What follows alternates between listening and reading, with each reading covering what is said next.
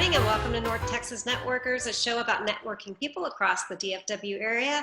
And I am excited that Willow Bend Mortgage is our sponsor, so thankful for them. And also I'm excited about our guest today. It's a special friend of mine I've known for many years, and his name is Bob Brooks. He is a financial planner and has been in the business for 27 years. He is experienced, has a lot of knowledge I hope he'll share with us today. And also longtime friend, Baylor friend as well, and also high school. So very long time. So welcome, Bob Brooks. We're glad to have you here today. Caralee, Stacy, it's great to be with you. In fact, I love being on the other side of the interview for once. It's nice to be able to share some things with you today. Yes, because that's I know I want to get into a little bit about you personally, but you also have a radio show, correct? Yes. Yes, so we'll talk more about that as the show goes on. Why don't you start out and tell us a little bit about your family and then also how you ended up in the financial industry? Well, going back to, I was thinking about this, about childhood. There was certain things that really drove me. The first one was entrepreneurship. And I remember as a kid getting Entrepreneur magazine, reading it from cover to cover, always interested in how to run my own business. The other thing is that I love to solve problems, and that's probably my biggest passion today is being able to sit down with somebody, talk through their situation where they think it's hopeless to really solve it. So going into Baylor, I knew that they had a financial planning and services degree plan, and it was a perfect fit for me. So I kind of known all along this is what I'm supposed to be doing, and just excited that I've been blessed to be able to do it for 27 years. Well, I love it that your mission is to make sure that you're a financial steward that God wants you to be. Tell us a little bit more about how you incorporate that into your business and into your clients.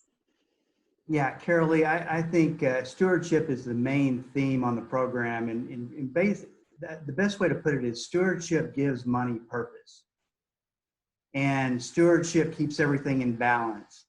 And I always think back to Matthew 6:24. In fact, the same exact verse you can find in Luke 16:13. And I've always said there's 200, and I might be a little bit off on this. I'm not a Bible scholar by any stretch, but 256 verses in the Bible are duplicate. And I've always said that they're duplicate to get your attention. And in this verse in Matthew, Christ talks about you're going to have one God in your life. It's either going to be money or God. And I've always thought the significance of that was that he could have said it's going to be God or in a catch-all category, that you could put just about anything in there that you could put over God. He calls out money, and I think that that's a significant statement. I call it the verse of stewardship in the Bible. And so that really drives a lot of what we talk about on the program, and keeping your priorities straight and keeping, who's number one. Love that. Makes a lot of sense. Well, and obviously right now we're in very different times. Normally we do our podcast in person, but here we are on Zoom today. So that's just a sign of the times right now. So with everything going on with COVID-19, how are you recommending that people do business differently, versus what would be the old norm? Yeah, Stacy, I can speak to how, on the radio, I can't give specific advice. Obviously, I'm talking to a lot of different people, and they all have different situations. But I can give one general piece of advice, and I give this to everybody. When it comes to your investments, in particular, it's so important to know what your risk level is and to be comfortable with it, and to make sure that you're taking the right risk level that goes hand in hand with your goals. And the first problem is most people don't know their risk levels. They just know they're uncomfortable with the losses they have, and they definitely don't have a plan. So there's a couple of problems with that. But I think it's important to understand what your risk level is and to make sure that you're at peace with the amount of risk you're taking, because it's a volatile environment right now, and it's definitely, you want to make sure you're doing the right thing. Well, if you were thinking, what's the most important thing we could do first to get this economy back on track, what would you say that would be in your opinion? Yeah, I got to tell you, Caralee, the thing that concerns me the most is the unemployment numbers. Mhm. I don't really pay too much attention to the unemployment rate or the monthly number, but the weekly jobless claims number, which is the number of people who file for unemployment benefits. And they do it every Thursday at 7:30 in the morning. And this last week, yesterday, was another 5.2 million people filed for unemployment benefits. And that's the number of people who actually got through to file a claim, because I've heard it's really tough to get through to file a claim. If we go back over the past 4 weeks, we look at 22 million people have filed unemployment benefits. And I just don't think that that's resonating in the media, and people are really understanding what's going on. That is a significant number. Now, we would have to be at 39, 40 million people to be greater than the Great Depression. Wow. Just let those numbers sink in. And so that's that at this point in kind of in this cycle, that's a significant data point. And so there's that. And I don't believe that we're gonna flip the light switch back on and everything's gonna go back to normal. It's gonna be a real process to get things started again. And my last concern is the fact that it's gonna come down to consumer behavior and consumer confidence. And what, we can all debate the severity of this pandemic, and there's a lot of theories and a lot of information out there. What you can't debate is the fact that it has created a fear level that is going to influence what people do when things open back up. And so consumer spending is 2/3 of the economic growth, and we've got to have the consumer confident to go places and do things. And there's just a lot of moving parts. It's going to be interesting. I talked about this the other day on the radio and compared it to a Cat 4 or Cat 5 hurricane heading towards the coastline. And what you don't know is how severe that's going to be, how impactful it's going to be, and how the rainmaker, is going to stay in place and do a severe amount of flooding. And so it's not until it moves out that you see the damage and you have to rebuild everything. And that's kind of what we're going to be looking at. So kind of what I hear you say is that, it's not a matter of, okay, we're going to lift restrictions and everybody's going to be back open for business and everybody's going to be rehired and everyone's going to run out and spend money.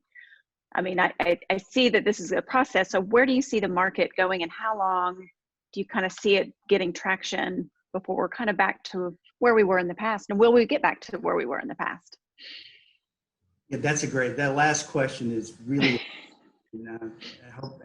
remind me if I don't comment on that. Let me go back to the market and talk about that for a second. Last January, I was doing a workshop, and there's some things we can see as money managers, and there's one thing we can't forecast. What we can see is we can look at indicators and say, the market goes in a cycle. It goes from bull market to a top, to a bear market, to a bottom, and it goes over and over in this cycle. Some cycles are bigger, just like this last one has been. Some are smaller. And so I was talking about the indicators that would suggest that we're at the end of a cycle and you got to get ready for this. And so I happened to put a list together of the catalysts that will cause a bear market. You don't know what it's going to be. So I had a list of 11. At the last minute, I put pandemic, just because it was hitting the news cycle. I never would have thought a pandemic would be in our reality. But that, of course, is what has caused the bear market. Now, I'm somewhat of a student of bear markets and market history. And so if you go and you study bear markets, you'll find that they go in 3 phases. They go down 1, up, down 2, up, down 3, and it's over with. You can go back and look at just about any bear market in history and see that pattern. I think we've been through the first wave down, and we're on the first wave up, and I think we're about to go back down to the second wave down. Obviously, that's not great news, but on the flip side of that, I do think that we're going to get through this cycle really pretty quick. So that means that we would get through the bear market quicker, and the recovery would be quicker. So your typical recovery is 4 to 5 years in a bear market. And I don't think that we'd actually see something that long this time around. Now, I believe you asked what's the new normal look like? Is Yeah. that right? Do you get back to where we were previous to going into the pandemic? You know, Stacy, I hope that we don't get back to where we were before. I hope we come back to a better America. You know, Mark Cuban's was talking about America 2.0, and you're hitting the reset button. I do hope that we come back better. I hope we come back being better stewards of our money. We will never be the same financially because the government is printing money and spending money just at an unbelievable rate to bail out this economy. So I don't, it's tough to know what that looks like, but I do hope that we do come back. The new normal is a better normal. Wow. You know, you're talking about all these people in unemployment. You're talking about the people that are benefiting from the government right now and how much money they're spending. I mean, how does our government recover from that? Number one, and number two, how is that taken care of? How do we pay for that? Yeah, that's a real tough one because if you go to there's a website called usdebtclock.org, and it has a running total of the debt by seconds. And so we went from 23 to 24 trillion in 4 months. Now, to put that in perspective, a trillion is a million millions. Okay, it's hard to even get your brain wrapped around that. But generally speaking, the fastest time that we've gained $1 trillion in debt has been 9 months. And it took 4 months, and that was even before the pandemic really hit the United States. So November to February. Since February, we're already a third of the way there to the next trillion. The big question is there's two types of spending and bailouts going on here. There's fiscal, which is the government's action the president takes and Congress takes, and there's monetary, which is the Federal Reserve Board. The Federal Reserve Board has already pumped something like I should check these numbers before I got on. I think something like they're up to $5 or $6 trillion that they've pumped into the economy, I think, roughly, but you get the picture. And then the U.S. government's between 2 and 3 trillion. And so the Federal Reserve Board, basically their whole mission is to bail out troubled situations. What's not getting much in the way of press is that our bond market has been in a lot of trouble, and they've been bailing out our bond markets. And what the significance of that is that the bond market is 2 to 3 times bigger than the stock market. And so there's a lot going on right now. And the small business owner, unfortunately, the program that was designed to help out the small business owner has run out of money. They've gone through $350 billion pretty quick. And so the real small business owner is not getting help. These bigger companies are really occupying a lot of that money. So there's a lot of work to do. And the question is, what kind of effect does this have on us long term? I was listening to CNBC to a gentleman that I interviewed on the radio a couple of times. And he said, what's the future look like as far as that goes? And he says, the responsible answer is, I don't know. Because it's pure speculation. The reality is we can go and build a lot of debt and continue this irresponsibility for longer than you can even imagine. But at some point, there's a breaking point. It's just whenever that is. Yeah, I think the small businesses obviously are being hit very hard, and they're hoping that when we come out of this, that they're still in business. And is there something that they can be doing in the meantime besides relying on government help? So what does that look like in the future for small business to be able to survive this and get back to their new normal? Yeah, I think that, Stace, that's a great question. I think that it comes down to, as a small business owner, you got to evaluate every aspect of the way that you do business, and you got to be better. You got to change. You got to adapt, and you got to survive. And so you got to do whatever you have to do to put a game plan into order. I mean, the government help, yeah, that's great now, but that's only, that's only a couple months worth of help. You got to come out on the other side, and this is going to be a trying time. And I really do believe that small businesses that commit to getting better, commit to making it and surviving can do that. Going back to what you were saying earlier, I really do feel like we're going to come out being a better America. And it's interesting to see people come together, people feel a sense of community and aid towards each other, kindness towards each other. I mean, it seems like people are a little bit more kinder when you do cross them 6 feet away or or across the street. But you say that you like to educate people, and if you were to reel something in from this and educate people on something that would be important for everyone to do in their daily lives, financially or any other way, what way might you share with others that would be something you want to teach? Well, the financial education, I think, is one of the most important aspects, and it's a huge problem. The financial literacy issue in America is bad. I mean, we all were in school probably roughly around the same time, and I don't know about y'all, but I didn't get any financial education at all. No. In fact, when my finances were a train wreck when I got out of college, because I thought it was a lot of fun to rack up debt and buy things. So, and living within my means was nothing that I even understood what that meant. So, I think the advice I would give, a pandemic, something like a pandemic, exposes financial weakness and exposes problems.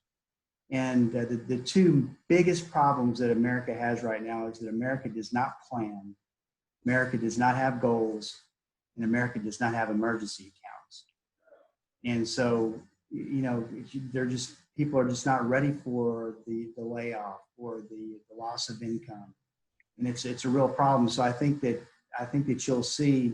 Now, I was talking about the stimulus checks that have been sent out, and I think that if people have not started an emergency fund, start one with that $1,200 and start to commit to it. I think people will spend money very differently. I'm no by any means comparing this to the Great Depression.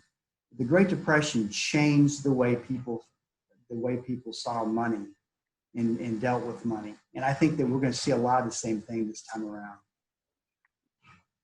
That makes sense. So what has been some of the challenges that you personally have had to overcome, and how can those people relate to you on that level?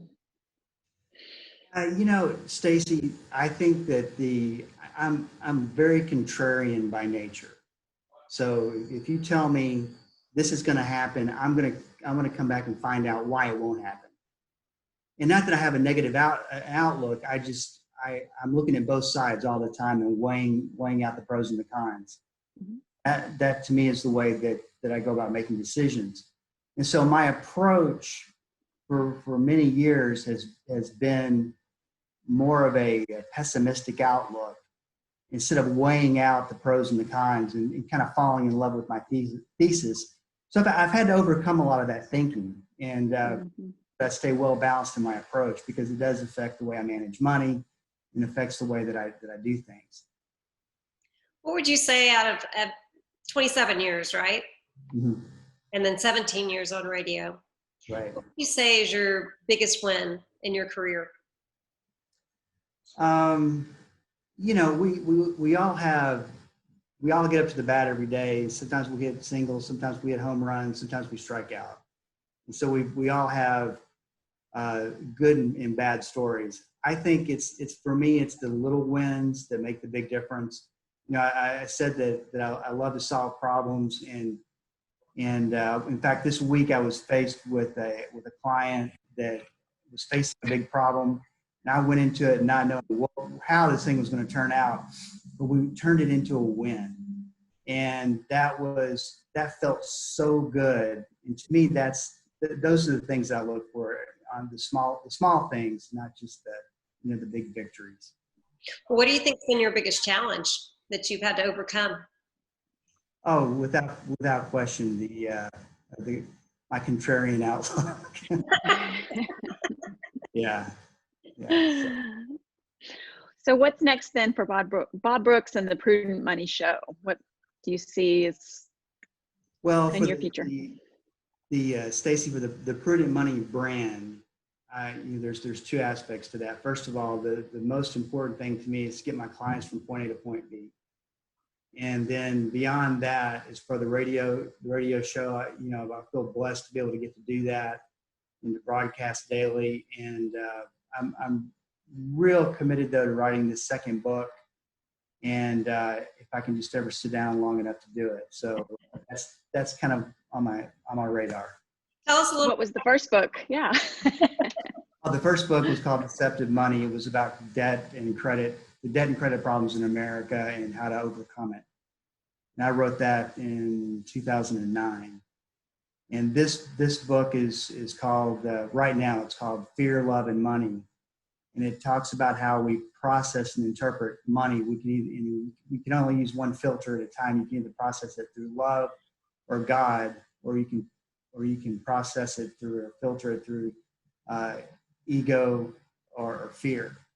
And I think that a lot of people are filtering everything through fear right now, which is really a backbone to the problem.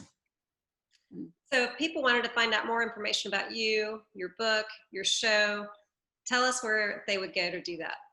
Yeah, prudentmoney.com is where you go. You can sign up there for the daily blog. I write four times a week, and then we've got a lot of other different resources on the site, and you can go check it out. I was thinking, I had a memory of you singing. Yeah. Did you used to sing? Yes, I did. I studied classical piano from age 5 to age 18, and I played churches, and in contrast, bars, weddings. I used to sing. Remember the rest? You'll get a kick out of this. Remember the restaurant in Waco called the Surf and Sirloin? Oh, yes. Yeah, I was the featured singer there a couple times. Oh, I wish I could have gone. That would have been cool. So anyway, no, but I don't. I've retired from both playing piano and singing. So That's. Well, if you woke up tomorrow and somebody said, okay, you can no longer be in the financial world or be a financial planner, what would you be? This might surprise you, but I would love to be in law enforcement. Either on the government side or the police officer side. Very nice. So that sounds like maybe not what you're expecting, but that's what it would be. It was not, but you know what's funny, because we ask that, we always have that question because we think it's fun to hear people's answers. And we had Lisa D'Amato on. I don't know if you know who she is. She was on Tyra Banks' America's Next Model, and she wanted to be a window squeegeer. Yeah, that wouldn't work for me. I got a horrible fear of heights. You could just do one-story houses. Yeah, that's exactly correct. Yeah. I don't know about that. That's pretty funny. Well, so do you wish we had asked you something else today? Is there something we didn't talk to Bob Brooks about today that you find important and that you'd love to share? Yeah, and it's actually something, I don't know if you remember, Caralee, but you're a part of, and it's called the Prudent Money Project. And what we did, we went in studio and in partnership with Greg Coons and shot over 50 20 to 30 minute videos of the educational material on money. So, I mean, it takes you through every aspect of money and investing and insurance. I mean, you name it, it covers budgeting and spending. And we are now rolling that out. It's all free. It's going to be on YouTube, and probably next week that it'll be live. Oh, that's great to hear. You have been working on doing that. Those videos. What's that? Do you remember doing those videos? I do. A couple of them, yeah. How fun. That's great. Well, good. Well, we're so glad you joined our show. It's been fun having you on, and fun to have a friend on our show with us. We always love that. And so thank you for joining us. Thank you for sharing your wisdom with us. Well, thank you guys. And it was a pleasure to be able to spend some time with you today. And you can call this a first. This is our first podcast on Zoom. Hopefully it's not going to be all of it. Maybe the new normal, who knows? Exactly. Do you have anything else you wanted to add? No. I think we've covered it. Good. Well, thank you for sharing your wisdom with us, and we hope you have a good rest of the day. Enjoy your weekend. Stacy, thank you. Shirley, thank you. Bye. Thank you for joining us on North Texas Networkers. Visit our website, mariposagroupdfw.com. That's MARIPOSA Group DFW.com for more information about the show and other resources. I'm Caralee. And I'm Stacy. And we are your real estate professionals.